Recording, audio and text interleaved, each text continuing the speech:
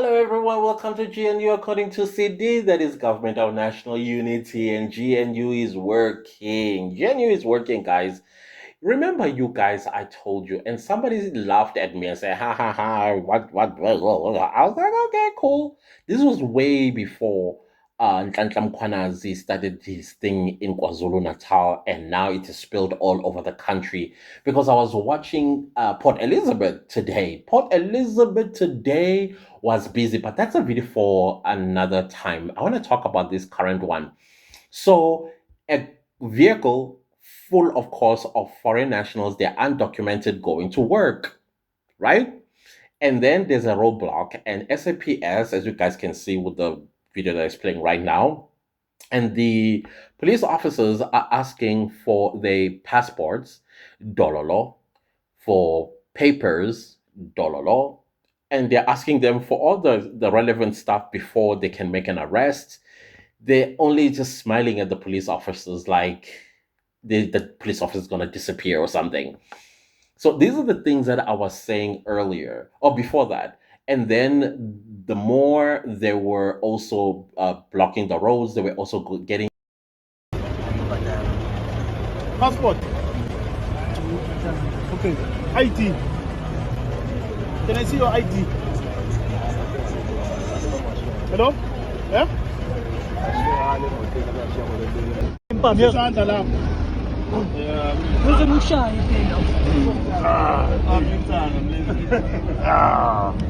What else? Keep it control. Keep it control, man. Keep it control.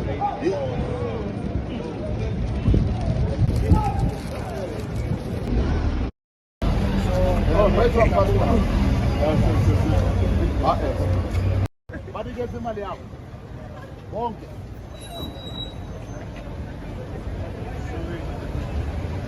Hayi woza la, ubanike one by one, mawabaphu. Wophuma uze ngaphi.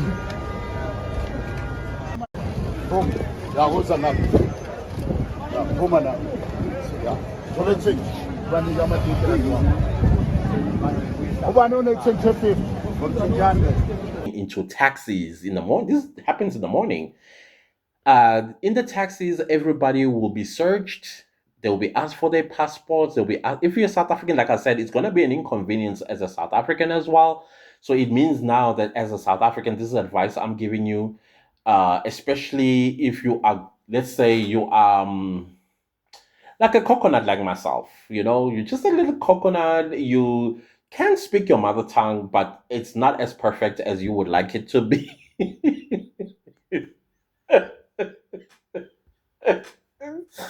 Oh, I'm just saying, just carry your ID along with you.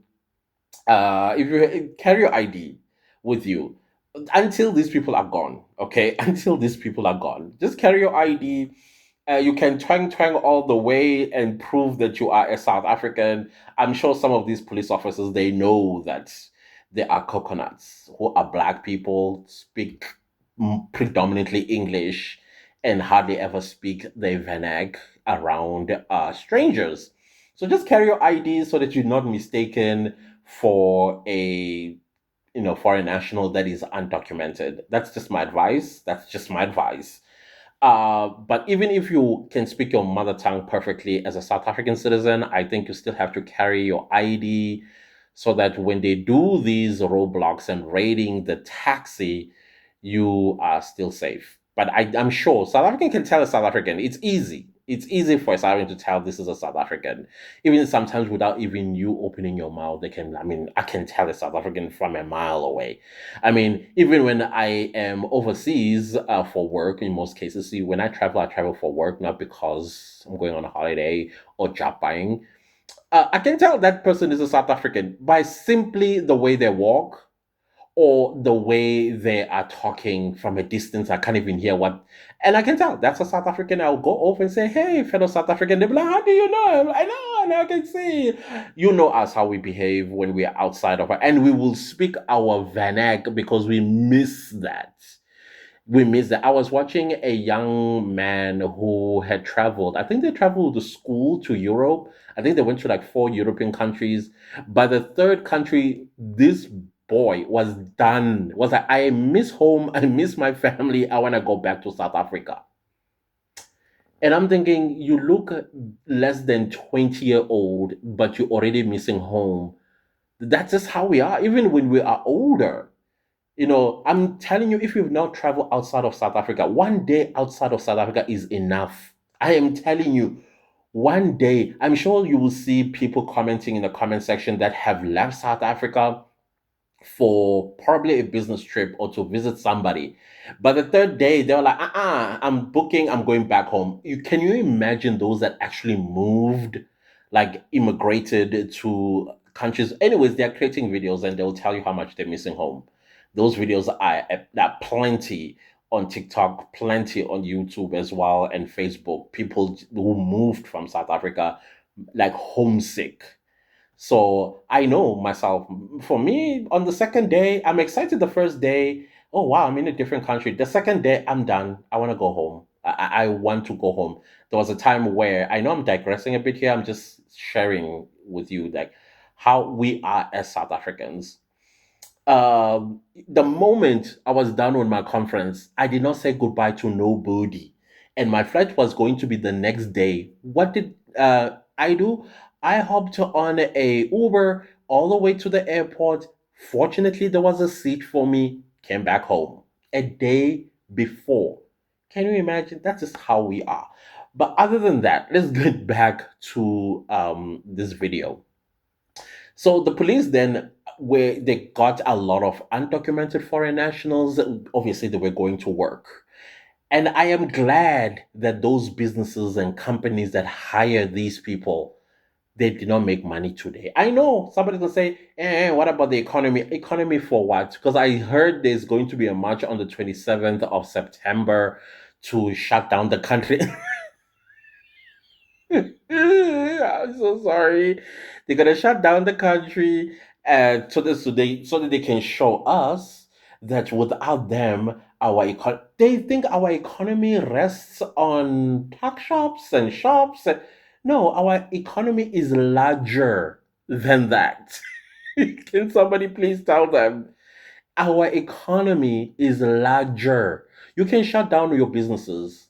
You can shut down your businesses, and you will hear that South Africa made profit, and you will wonder how. I also saw some Nigerians go like, "If we leave this country, you're going to suffer." There's this guy. I think he owns some, um, I don't know, car dealer shop, and he was like, we will regret it if he left. All these South Africans are going to be unemployed. I was like, yeah, no, it's fine. Go back. Anyways, you guys are leaving. There'll be jobs left.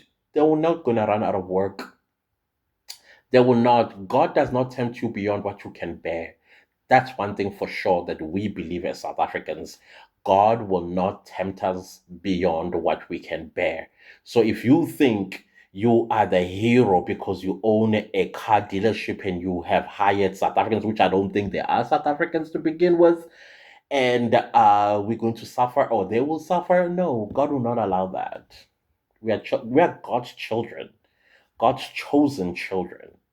That's not going to happen. So you can relax and go. Shut your doors and fire them, whatever it is that you want to do, and go. They will survive. The South Africans, one thing about us, we will survive. Whether we survive through the 350 Rand Oxalayo, it's our government taking care of us. The capability of our government able to take care of us. Your government, your government, yeah, exactly. Crickets. So the point that I'm trying to make here is that this video is exactly what I was talking about last week. Like the best way to get illegals is by doing roadblocks. Stop every taxi and every van and every vehicle that looks like it's got more than three people in it. In fact, more than one person. Put it aside. Those are undocumented foreigners going to work for these plumbing companies owned by white people, plumbing companies owned by black people, plumbing companies owned by Indian people, plumbing companies owned by colored people, plumbing companies that are even conglomerates in South Africa. Some are going to Santon, others are going to Fourways, others are going to Rosebank, others are going wherever because they wake up in the morning to go to work while South Africans still twiddling their thumb, putting CVs, and nobody is calling them for interviews. That is where you will find them. And the interesting thing that I like about this United Arab Emirates deporting 400 Nigerians is that they show them those people that they had deported. The videos were shown. We want to see videos as well. It's not enough to say we arrested 60 undocumented foreigners. Where did you take them to? We want to see them being deported. We want to see them go. We want to see them go. Don't tell us because when you tell us, it's as if you are making a fool of us. Because they're still here. They're all here. And 60 is not enough. We got over 4 million of them in this country. Over 4 million. And you are telling us about 60, 120. That's not good enough. That is not good enough. We want to see videos. Do it Hollywood style if we have to. We want to see them go. We want to see you arresting. We want to see you take them. Whether you take them to the border and throw them on the other side, or you take them to OR Tambo, dump them all in SAA, and fly them to the respective countries. That's what we want to see. These operations, I appreciate the Chanela operation, but I feel like it's also a PR. That's how it feels like to me. Like, South Africans, they get excited with little things, and then after that, we'll just stop, and then they'll think everything is fine. That's how it feels like until I see tangible evidence that I'm not seeing Nigerians. I'm not seeing Nigerians. I am seeing a lot of other nationalities in the SADC. Where are the Nigerians? Because they're there. They are in Hillbrow.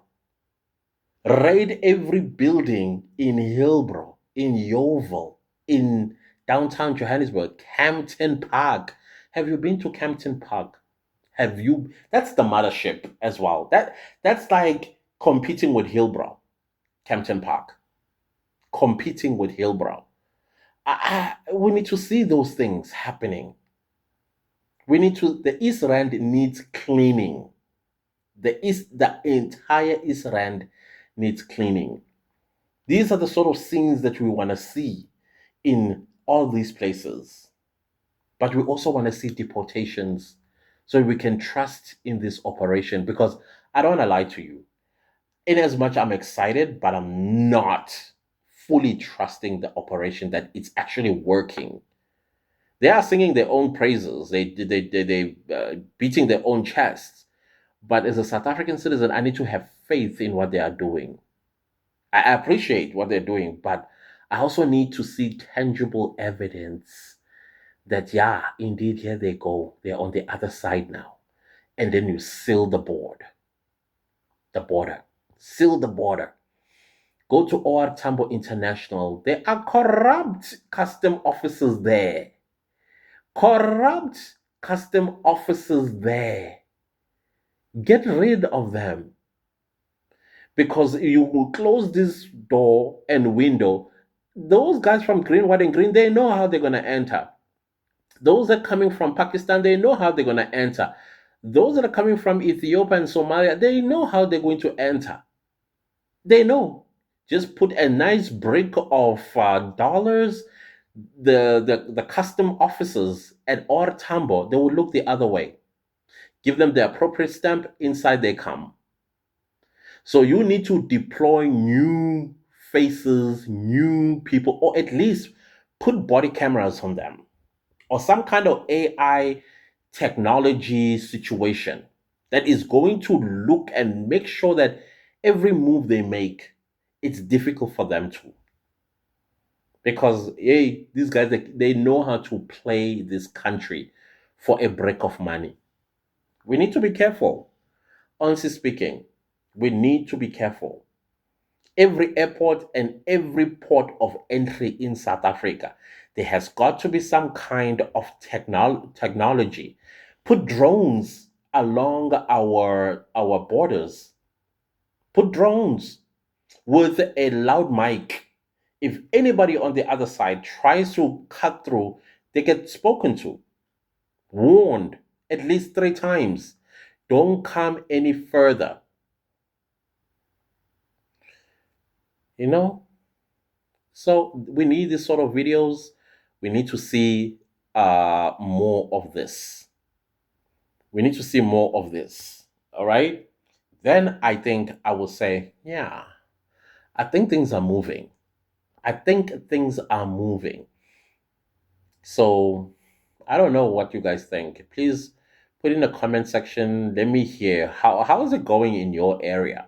I saw Port Elizabeth. I'm gonna do that video just now about Port Elizabeth. There's a guy. I want to what do you call this? What am I want to say? There's a guy who made a video. He was videotaping everything that was happening. If subsequently he also got arrested. Fortunately for him, he had his papers, and he continued to film. So I'm gonna use part of his videos, but I'm not gonna put the whole thing. The rest you're gonna have to go to his channel and watch it. This is first-hand experience with the raids that are happening in Port Elizabeth. So hopefully everywhere things are going to start happening. But one thing for sure, these guys are getting pushed. Somewhere they are getting pushed. We need to find out where they are running to and then go after them. Other than that, guys, that is all that I had in mind because of this particular video that I saw. I was like, yeah, this is what I was saying. What South Africans want, South Africans get. This is something that our so-called brothers and sisters on the other side don't understand. That us South Africans, when we say we want something, when we seriously want something, we get it. We get it. Other than that, guys, have a great day. Goodbye.